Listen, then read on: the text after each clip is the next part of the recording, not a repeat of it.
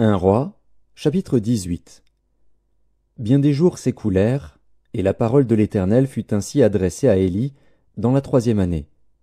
Va, présente-toi devant Akab, et je ferai tomber de la pluie sur la face du sol. Et Élie alla pour se présenter devant Akab. La famine était grande à Samarie. Et Akab fit appeler Abdias, chef de sa maison. Or Abdias craignait beaucoup l'Éternel.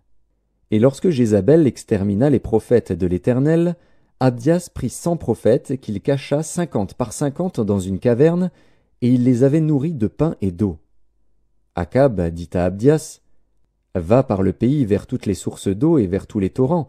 Peut-être se trouvera-t-il de l'herbe, et nous conserverons la vie aux chevaux et aux mulets, et nous n'aurons pas besoin d'abattre du bétail. » Ils se partagèrent le pays pour le parcourir. Akab alla seul par un chemin, et Abdias alla seul par un autre chemin. Comme Abdias était en route, voici, Élie le rencontra. Abdias, l'ayant reconnu, tomba sur son visage et dit, « Est-ce toi, mon seigneur Élie ?» Il lui répondit, « C'est moi.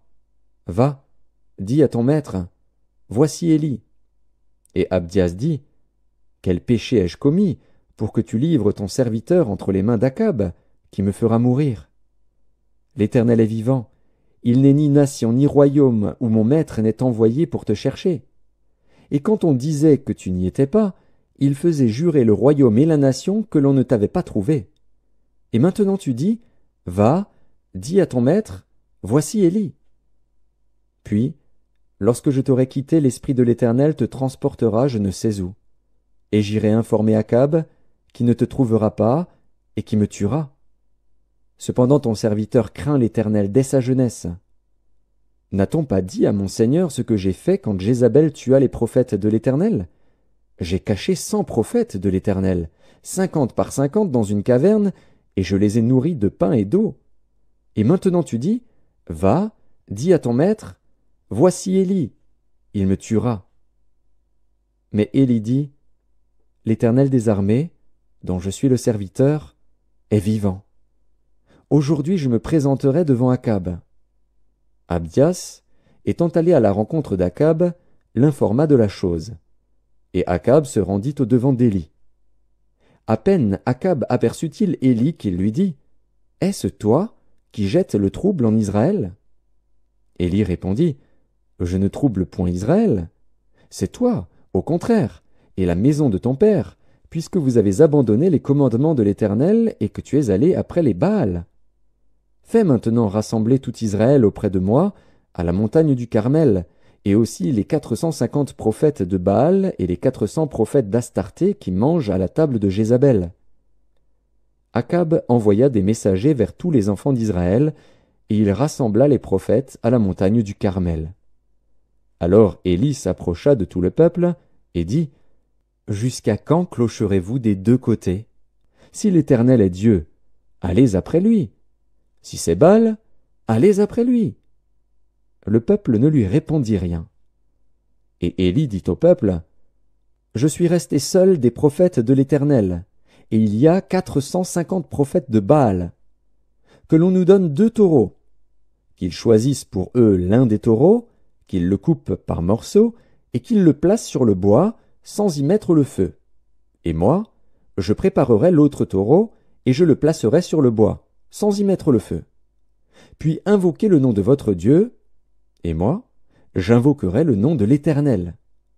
Le Dieu qui répondra par le feu, c'est celui-là qui sera Dieu. » Et tout le peuple répondit, en disant, « C'est bien. » Élie dit aux prophètes de Baal, « Choisissez pour vous l'un des taureaux, préparez-le les premiers, car vous êtes les plus nombreux, et invoquez le nom de votre Dieu.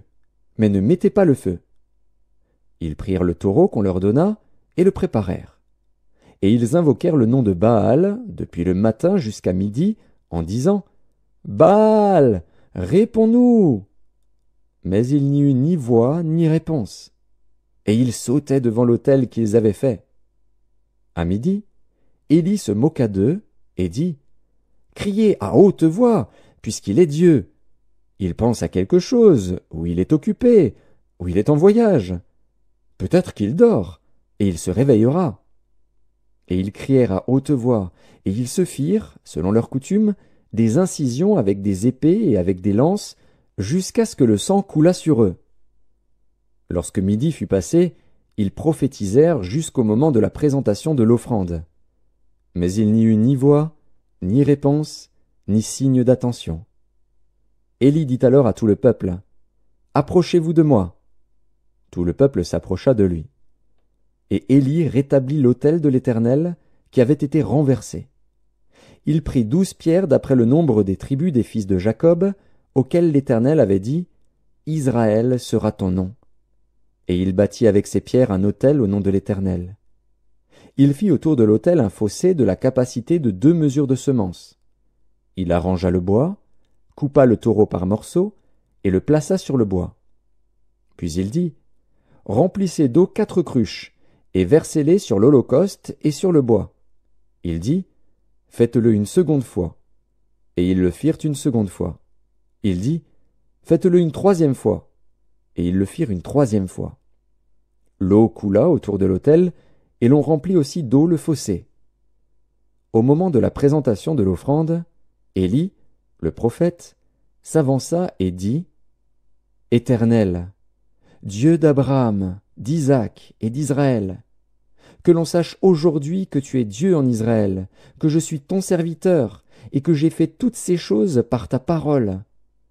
Réponds-moi, Éternel, réponds-moi, afin que ce peuple reconnaisse que c'est toi, Éternel, qui es Dieu, et que c'est toi qui ramènes leur cœur. » Et le feu de l'Éternel tomba, et il consuma l'holocauste, le bois, les pierres et la terre, et il absorba l'eau qui était dans le fossé.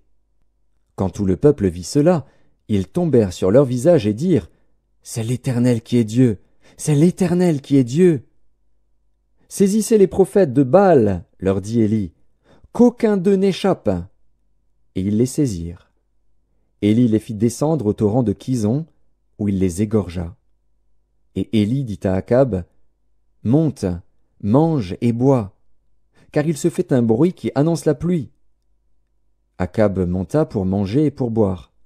Mais Élie monta au sommet du Carmel, et, se penchant contre terre, il mit son visage entre ses genoux, et dit à son serviteur, « Monte, regarde du côté de la mer. » Le serviteur monta, il regarda, et dit, « Il n'y a rien. » Élie dit 7 fois, « Retourne. » À la 7e fois, il dit, « Voici un petit nuage qui s'élève de la mer, et qui est comme la paume de la main d'un homme. » Élie dit, « Monte, et dis à Akab, « Attelle et descends, afin que la pluie ne t'arrête pas. » En peu d'instants, le ciel s'obscurcit par les nuages, le vent s'établit, et il y eut une forte pluie.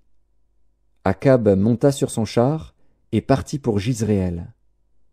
Et la main de l'Éternel fut sur Élie, qui se ceignit les reins et courut devant Akab jusqu'à l'entrée de Jizréel.